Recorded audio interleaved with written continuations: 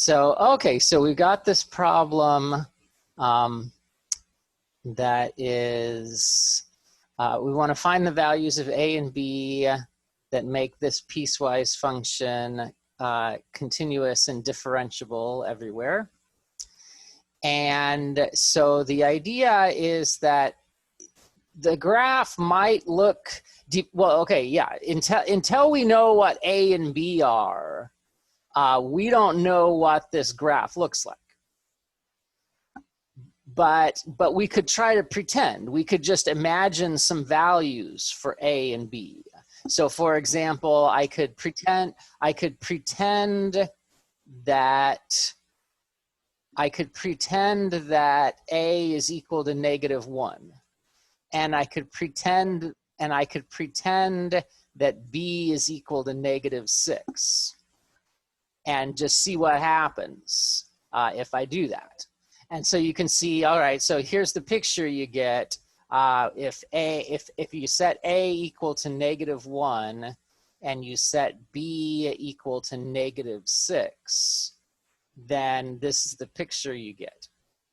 But now we could imagine playing with different numbers. So changing this number.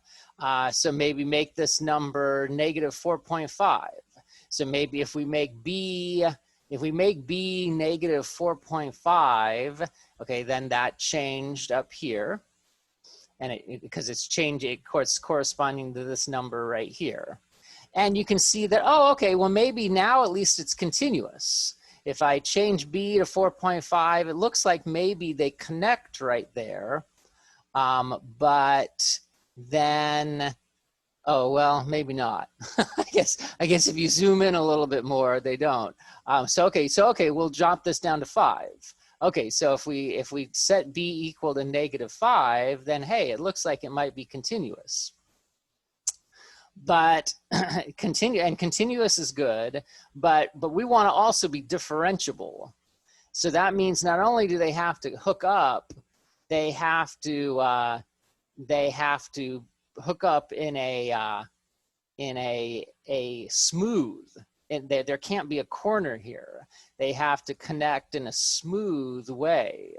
So I need to maybe change A a little bit so that they do, but then, oh, but now it's not continuous. But now I could move this up a little bit. And then, oh, but it's still not smooth. So anyway, I think you probably get the idea here.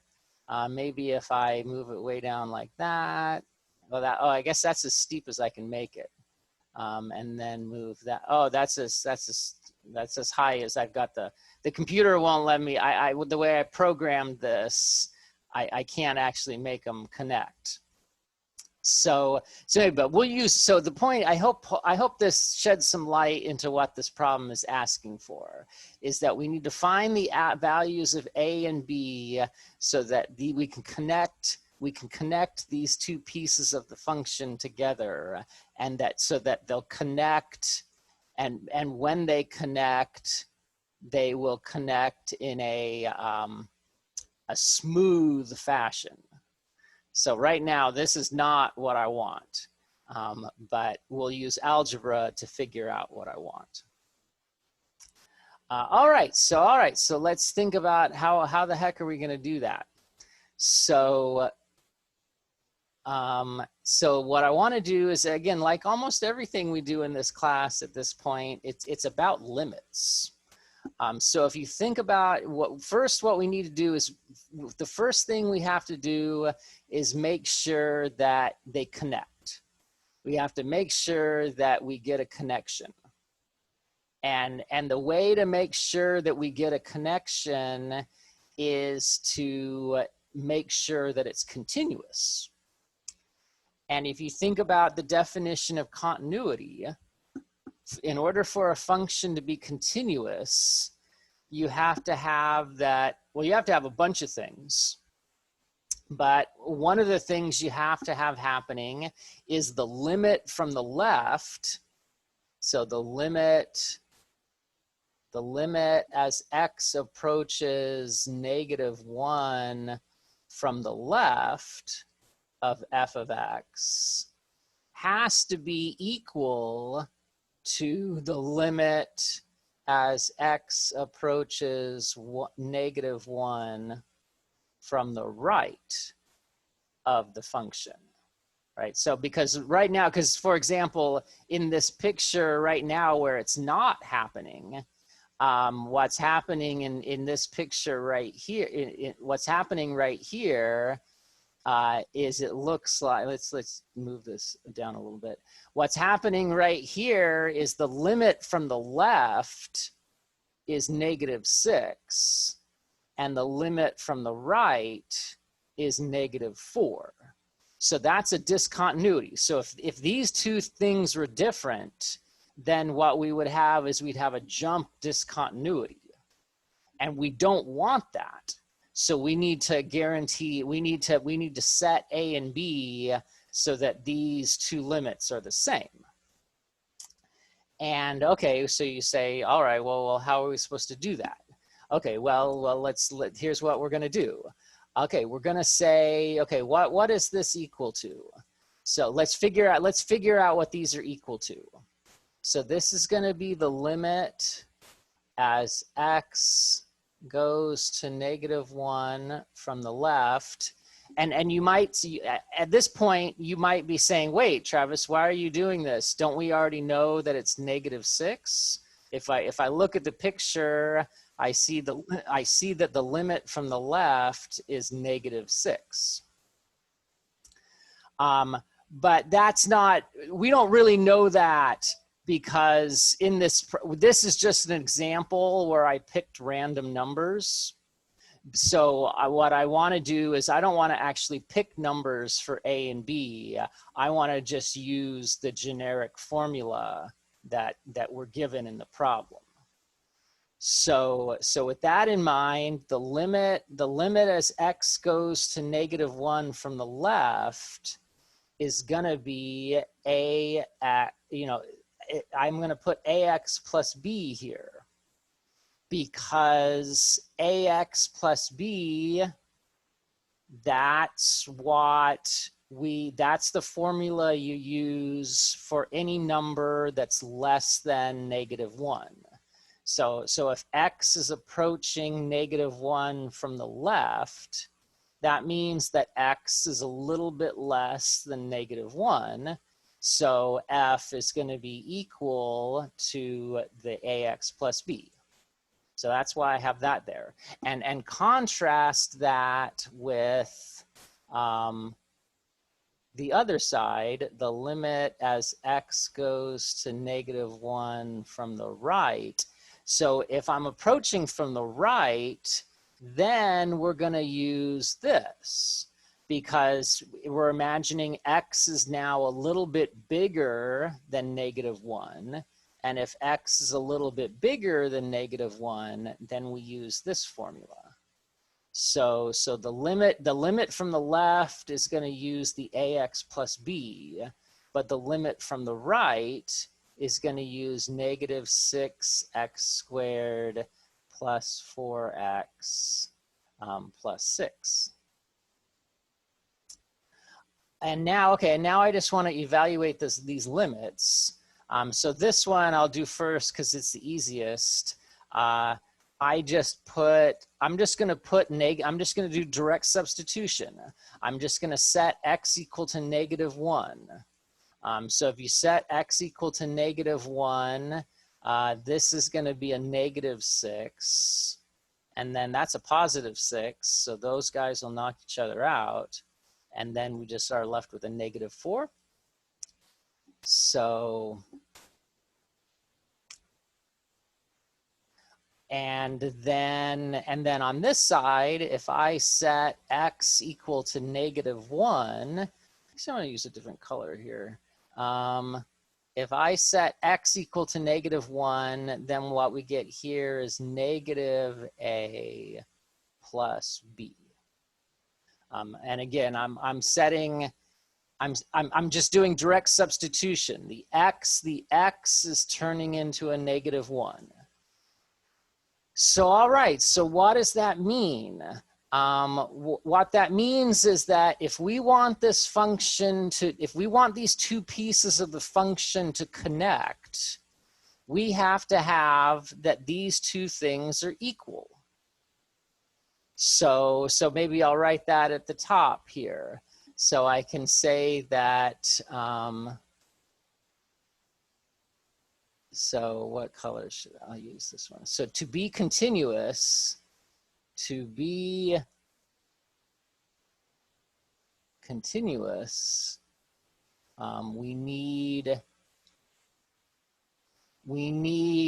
negative a plus b to be equal to 4.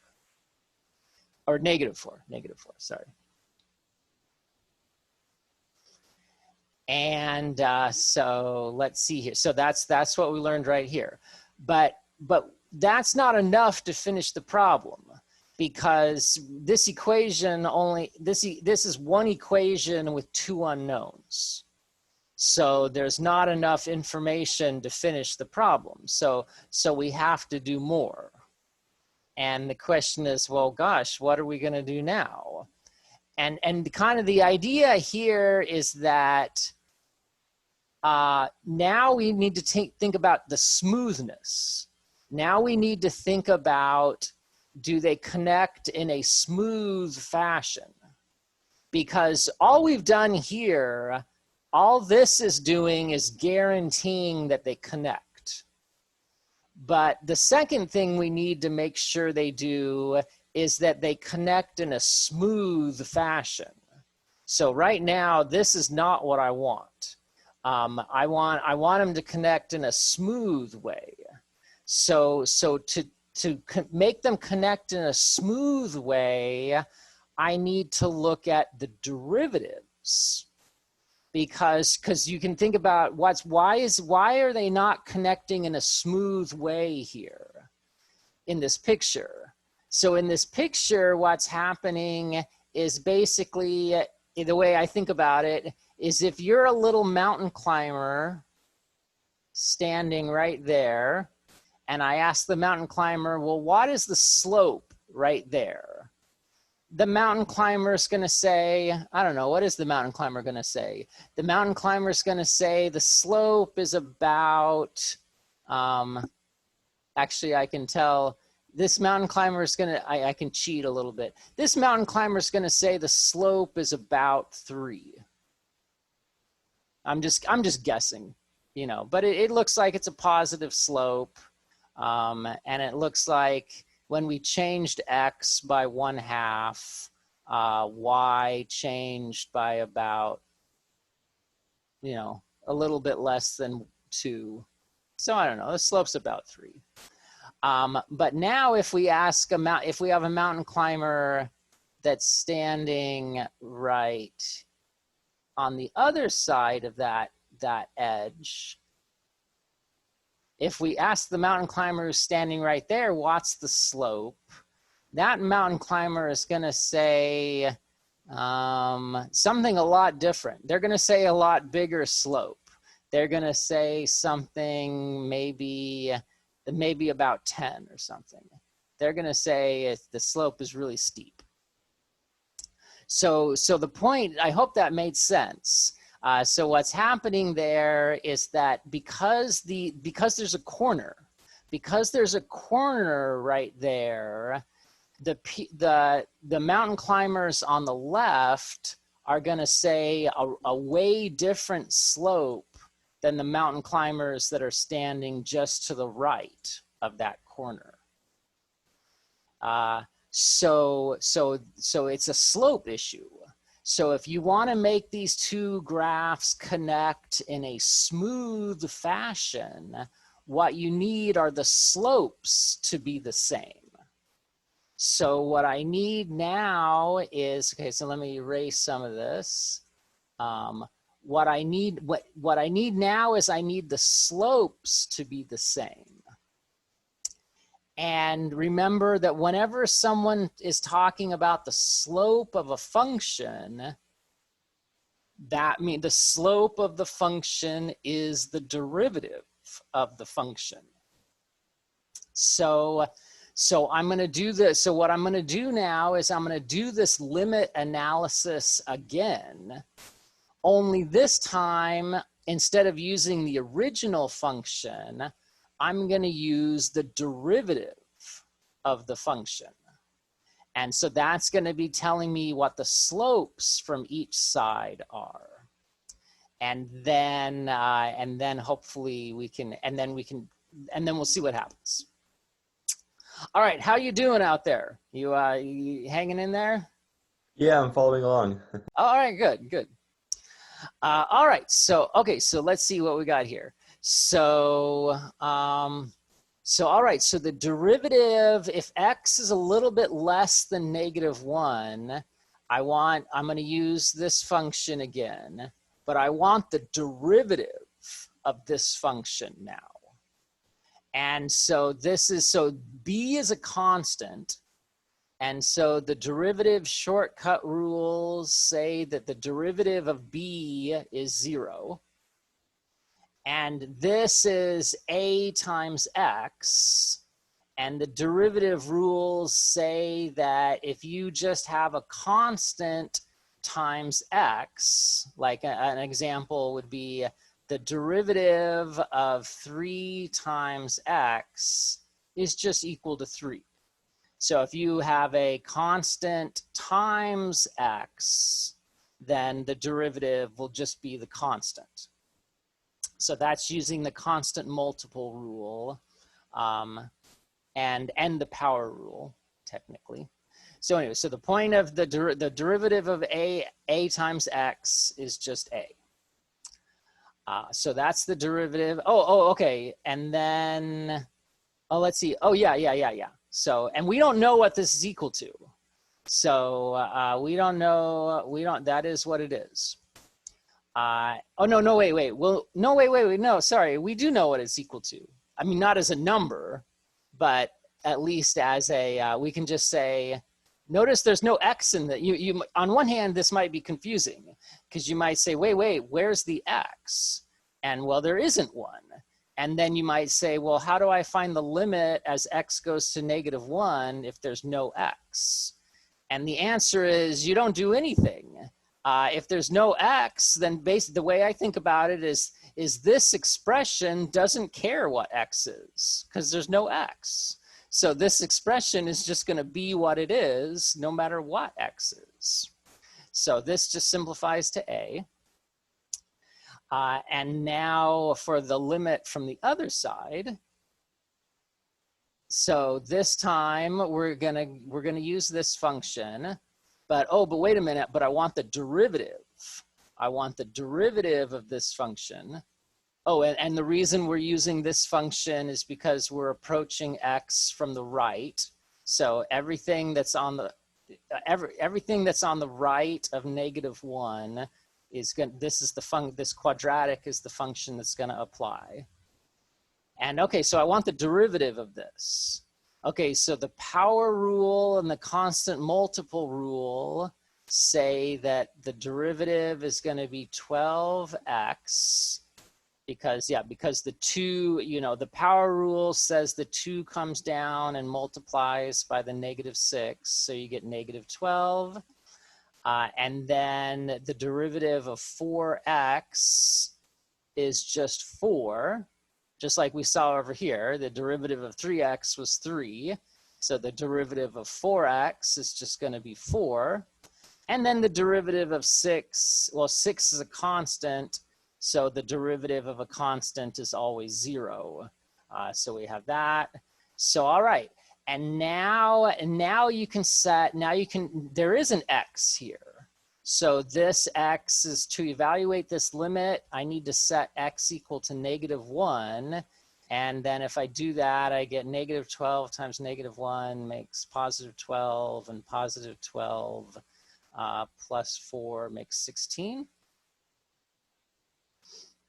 So, all right. So A is, okay. So we've got actually something good happened here.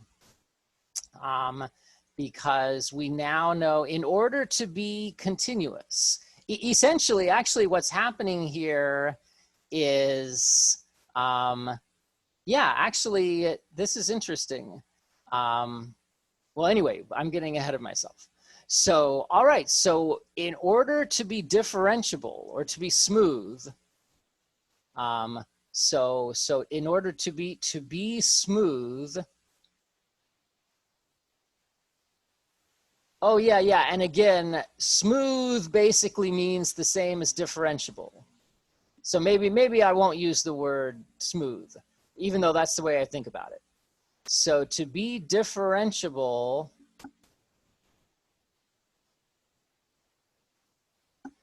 to be differentiable, these two things have to be equal.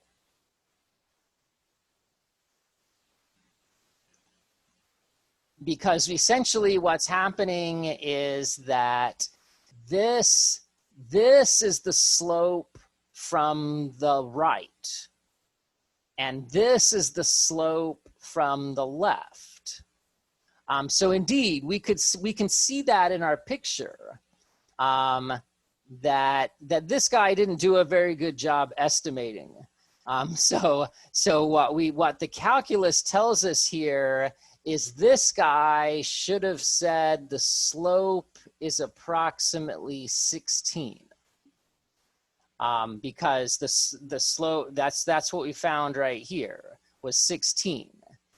And the mountain climber on the right, on the left, the mountain climber on the left, that mountain climber is just going to say whatever this number A is.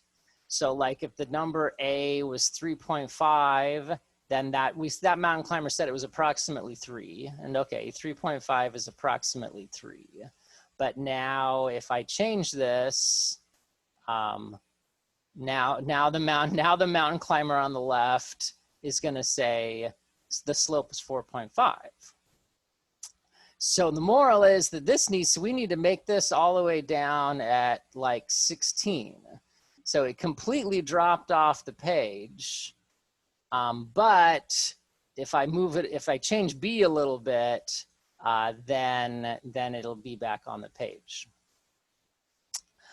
Okay, I hope that made sense. I mean, we're not done yet. We're not done yet, but I hope I guess to make a long story short, what we just did here was we found the derivative on the left was A, and the derivative on the right was 16. And we said in order to be differentiable, we need to have the derivative from the left being equal to the derivative from the right. So that means that we have to have A is equal to negative 16. And now what we can do is go back to this guy. We can say, hey, wait a minute. We now know that A is 16. So all right, so this equation I can rewrite as negative 16 plus B is equal to 4. And I think that means that B has to be 20. So B has to be 20. And now we can use the computer to check. So right now, let's see here. So right now, A is equal to 16, which is what we said. But right now, B is only 7.5. And right now we can see, yeah, that's bad because these are not connecting. But let's now change the, oh wait, I can't, oh that's right, it only goes up to 10. So we have to, but I can change the parameters on it, I think. Let's see, slider, let's go up to 20 now. Okay. All right, so let's now move B up to 20. Uh-oh.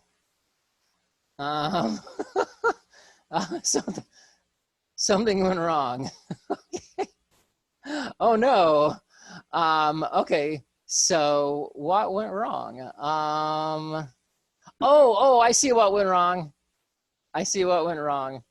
Um, okay, well, anyway, I hope it makes sense. Why did it go wrong? How did I know it went wrong? Well, when I set this equal to 20, it's not continuous. So that's bad because they're supposed to connect. So I must have made a mistake somewhere, and I see my mistake. I made it twice. See, there's a little negative in front of that 4. What happened to the negative?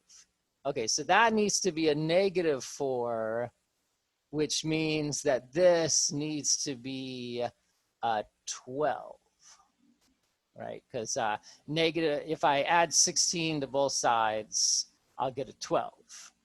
Okay, so let's try that now here. So move down to 12. And perfect. Look at that. Look at how nicely they match up.